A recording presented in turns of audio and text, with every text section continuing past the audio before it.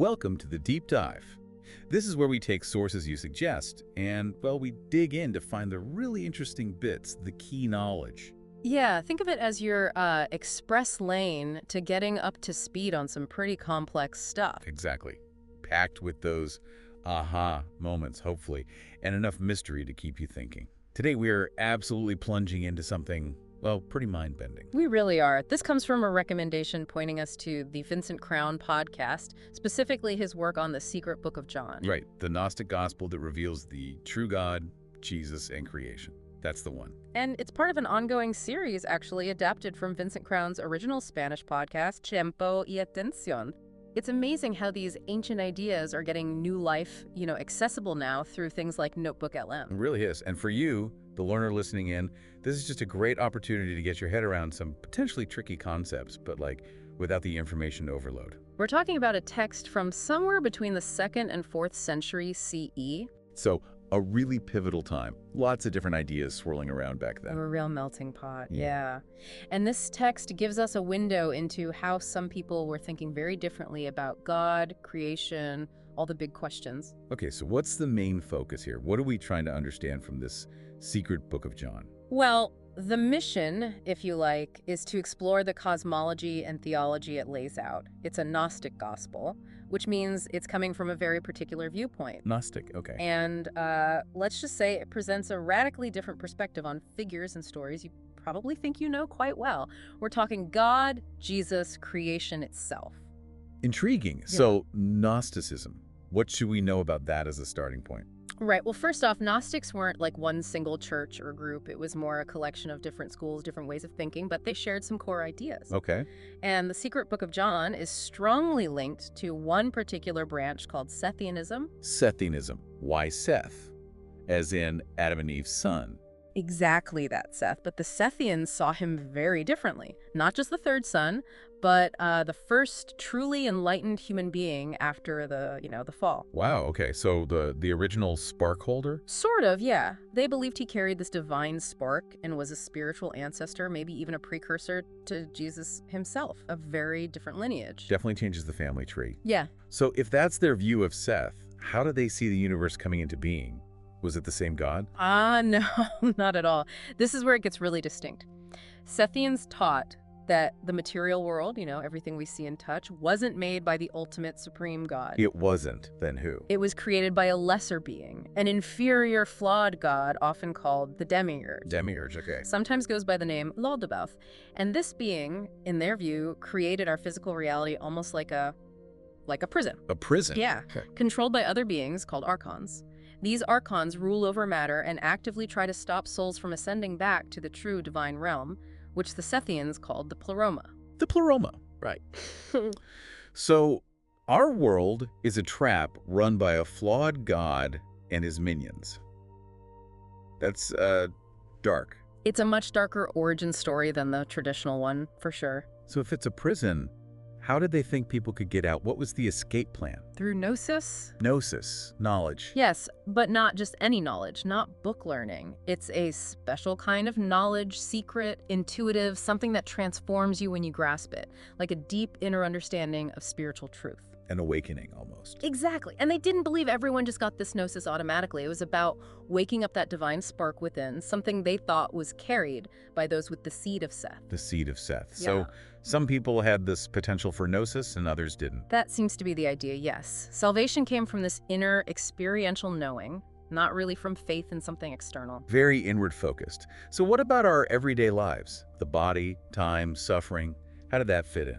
Well, from the Sethian perspective, all of that, the physical body, the passing of time, pain, even matter itself, were basically illusions, tricks created by the demiurge to keep us trapped. Oh, illusions. Yeah, things to be seen through, to be transcended using that gnosis.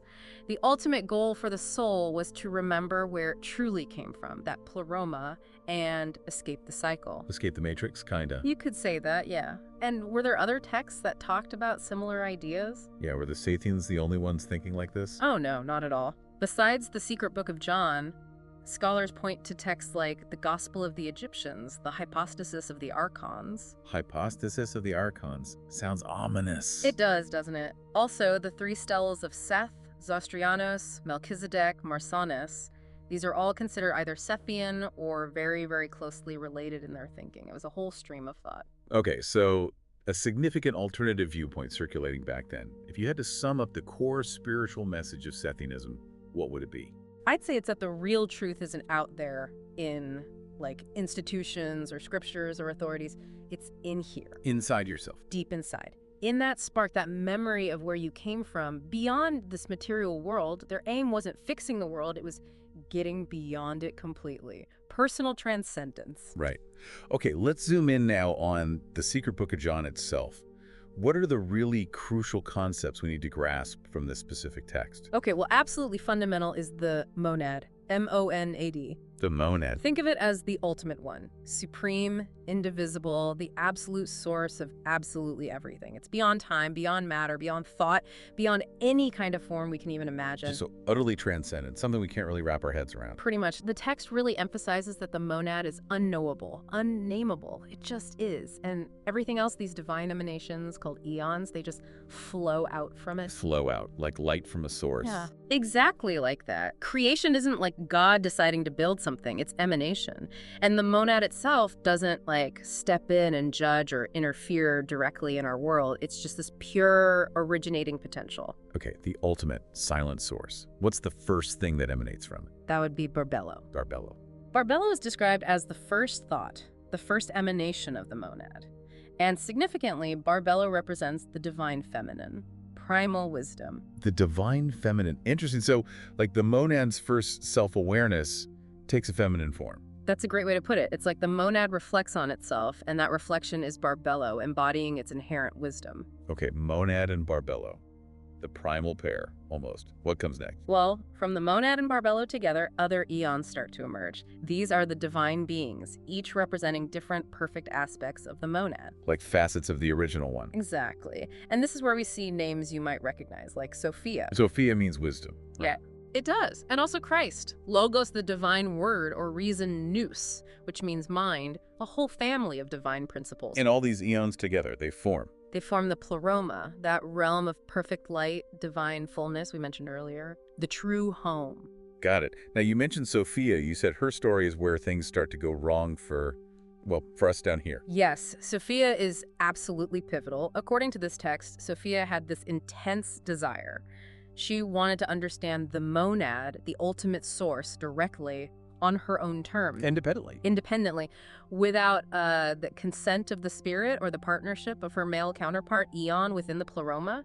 It was an act driven by her own will. And that desire, that independent action, caused problems. Big problems. It's seen as a kind of rupture, a disturbance in the perfect harmony of the pleroma. It unleashed chaotic forces. Okay, and this leads to the demiurge.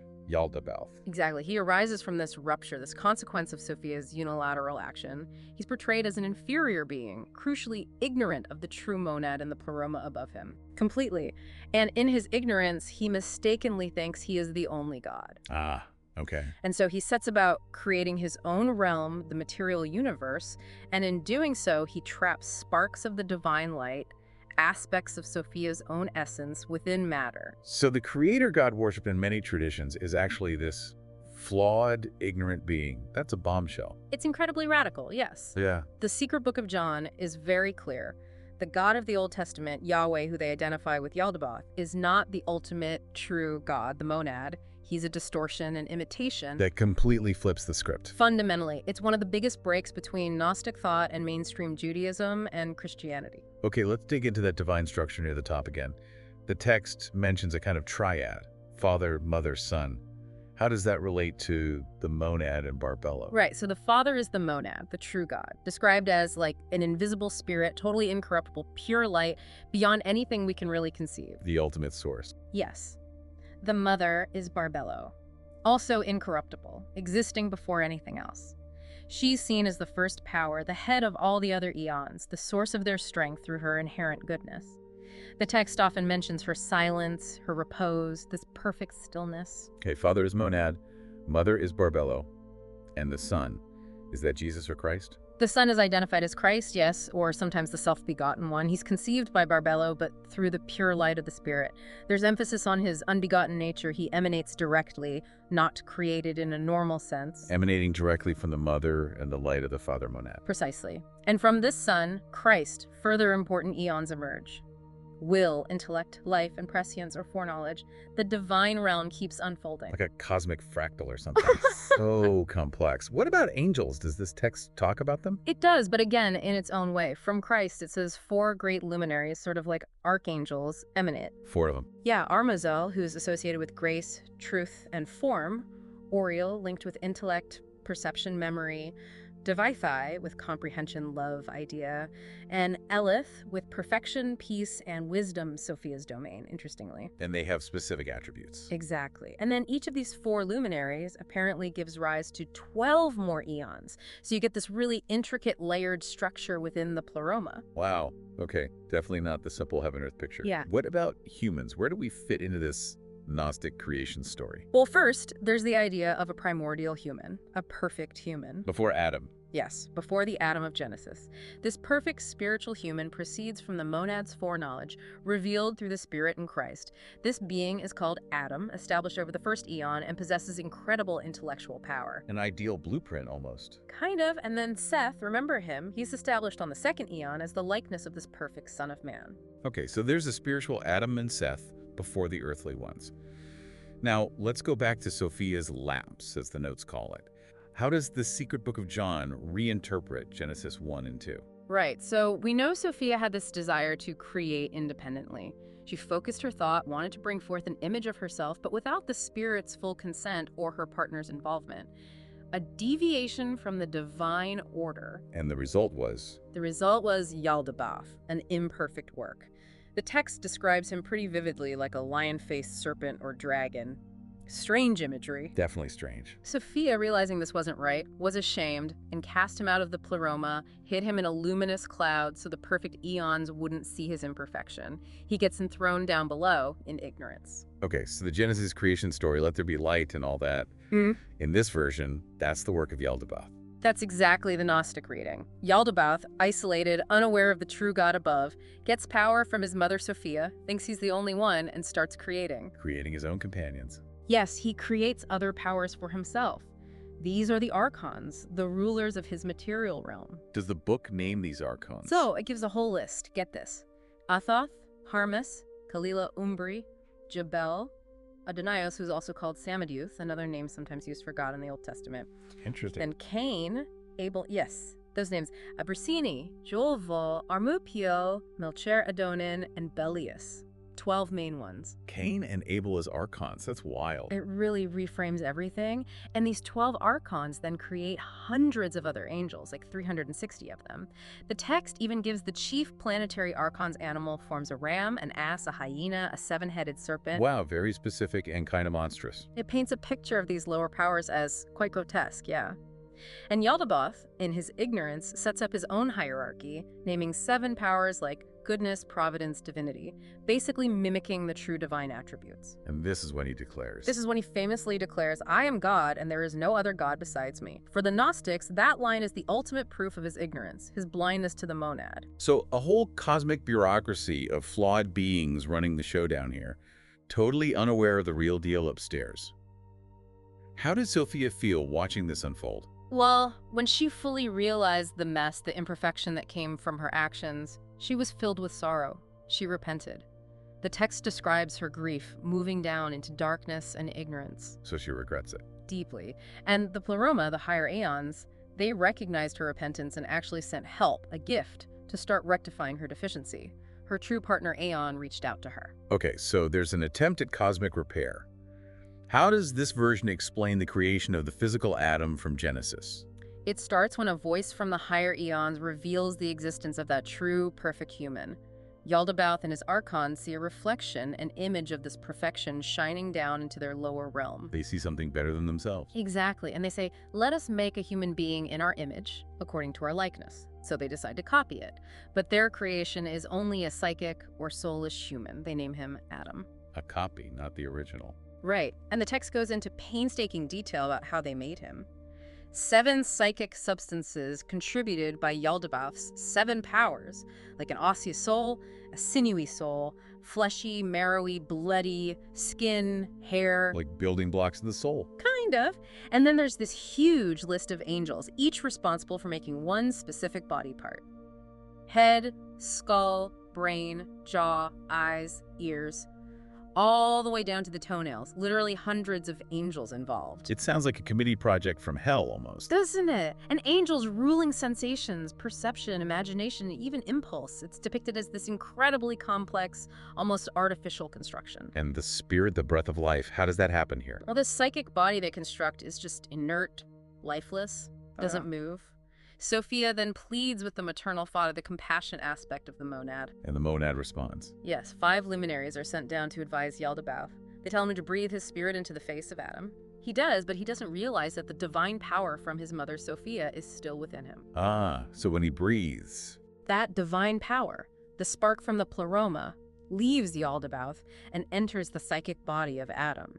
And that's what makes Adam move, become powerful, intelligent, and shine with light. He becomes superior to his creators. Whoa, so Yaldabaoth accidentally empowers his own creation with the very divine spark he's ignorant of. Exactly.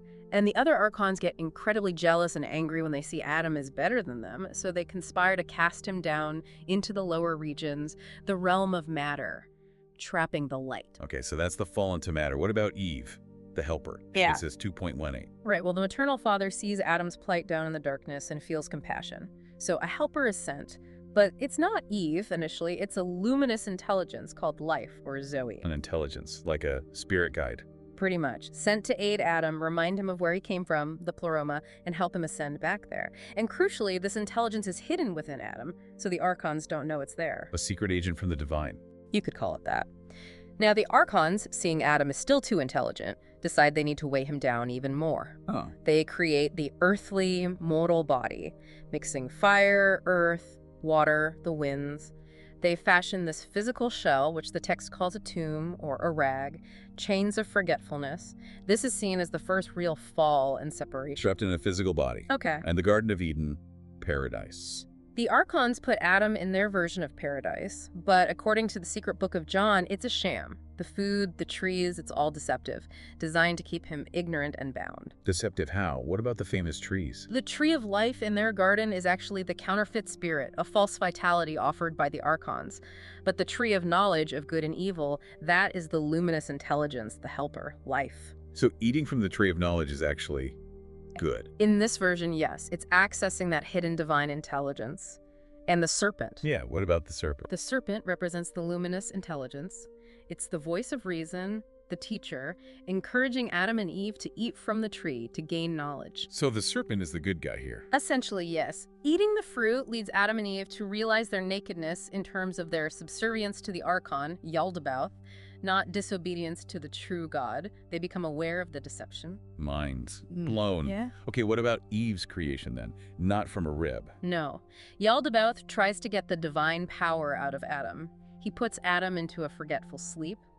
Then he tries to draw the luminous intelligence out, but can't fully grasp it. So he takes a portion of Adam's inherent power and forms the woman. Using Adam's power. Yes, and importantly, he shapes her according to the likeness of the luminous intelligence that had appeared, the image of life Zoe. When Adam sees her, he recognizes her as being from his own essence, and the luminous intelligence is also revealed within her. So Eve also carries the spark. Yes. And Sophia herself, as Zoe, life, the mother of the living, descends to help correct her original mistake, guiding them both to taste perfect knowledge. The intelligence even appears as an eagle on the tree of knowledge to teach them. An eagle, not just a snake. This is radically different. What happens when Yaldabaoth finds out they've gained this knowledge?